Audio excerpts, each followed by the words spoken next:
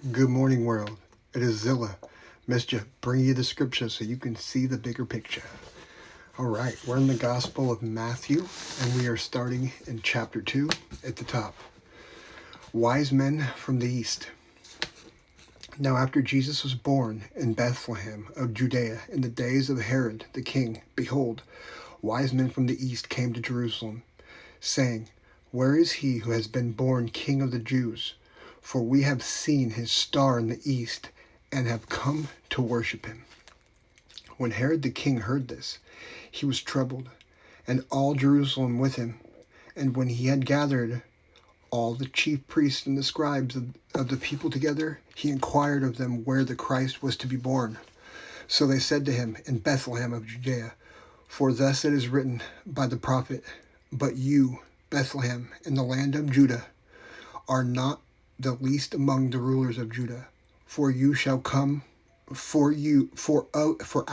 shall come a ruler who will shepherd my people Israel. And then we're going to read. We'll keep going.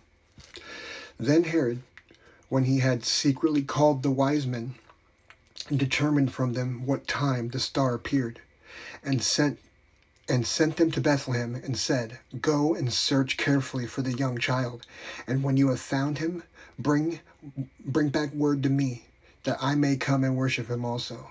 When they heard the king, they departed, and behold, the star which they had seen in the east went before them, till it came and stood over where the young child was. When they saw the star, they rejoiced exceedingly great joy.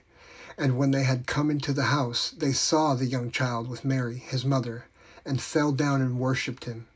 And when they had opened their treasures, they presented gifts to him, gold, frankincense, and myrrh. Then, being divinely warned in a dream, they should not return to Herod, they departed for their own country another way.